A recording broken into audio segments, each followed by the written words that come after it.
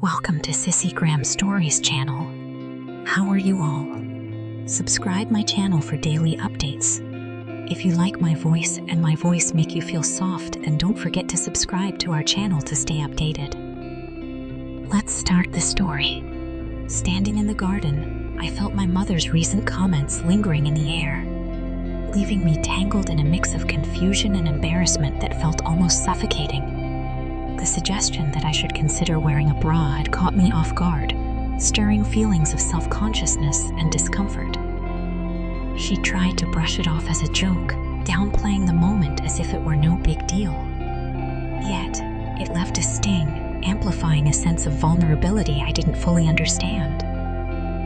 The next day, still unsettled, I wore the shirt she had chosen for me.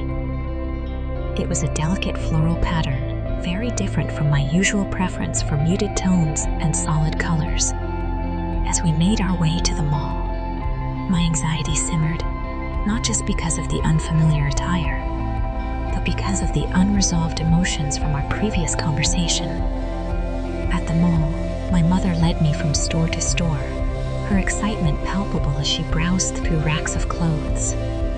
Her energy was infectious, but I couldn't shake the feeling of curious eyes on me.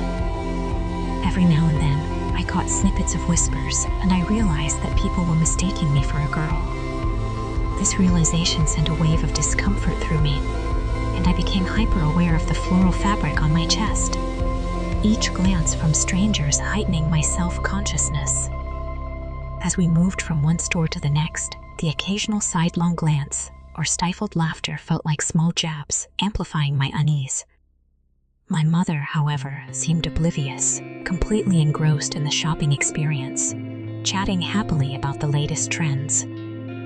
At the checkout counter, even the cashier's warm compliment on my top reinforced the mistaken identity, and I felt the heat rise in my cheeks.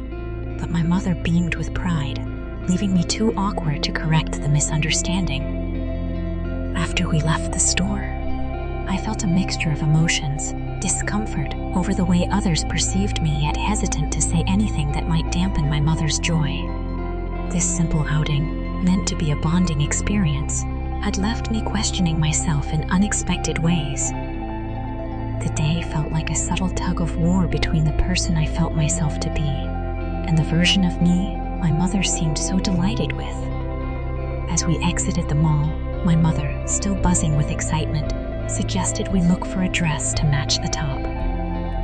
The thought made me uneasy, but not wanting to disappoint her, I forced a smile and agreed. She led me into a nearby boutique, eagerly picking out dresses and holding them up with a gleam in her eye. I found myself caught between wanting to make her happy and feeling increasingly uncomfortable with this unfamiliar role.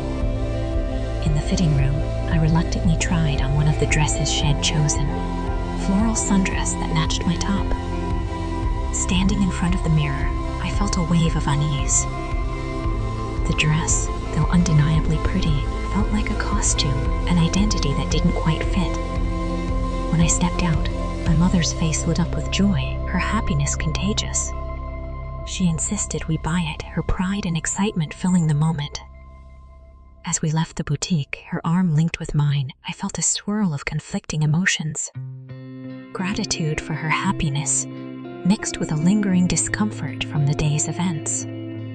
I couldn't help but reflect on the complexities of identity and the lengths we sometimes go to in order to make our loved ones happy, even at the expense of our own comfort. In the weeks that followed, wearing the dress and the other feminine tops my mother had picked out became part of my routine. I noticed subtle shifts, not only in the way I dressed, but in the way I saw myself. Eventually, I began feeling a discomfort that went beyond the fabric of the clothes. One day, as I looked in the mirror, I noticed a change in my body. My chest seemed fuller than before. This unexpected development brought a new layer of confusion, and I found myself grappling with a mix of emotions that were difficult to untangle. As the changes became more pronounced, my mother suggested I start wearing a bra. The idea made me uncomfortable, yet I reluctantly agreed, not wanting to dampen her enthusiasm. Soon, wearing a bra became part of analyzing the unfolding story that seemed to be taking shape almost beyond my control.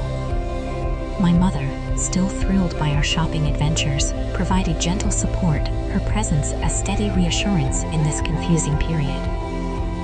Each morning, facing the mirror became a moment of reflection as I adjusted to the shifting reality of my appearance. The daily ritual of fastening the bra served as a tangible reminder of the journey I found myself on, a journey I hadn't anticipated, yet one that now felt inevitable. High school became a delicate balance of navigating others' perceptions and coming to terms with my own evolving sense of self.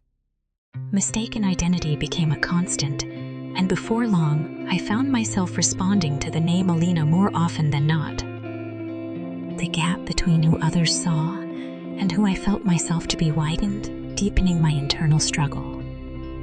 Through it all, my mother remained a steadfast support, though she seemed unaware of the complexities I was wrestling with.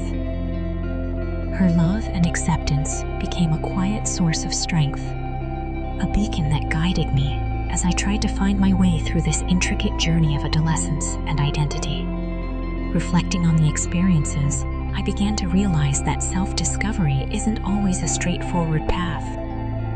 It's a mosaic of moments, each piece adding to the complex tapestry of who we are becoming. And while I still felt uncertain, I understood that these experiences were shaping me, teaching me that identity is often found in the unexpected twists along the way. Okay, my sweet sissy girl, so now tell me how much you like this story, and also write in comment what will happen next if you are in that place.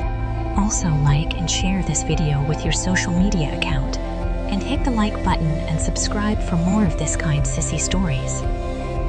I will come up with new content on this channel, so subscribe, and I will talk to you soon. Take care, and have a nice day. See you soon, sweetheart.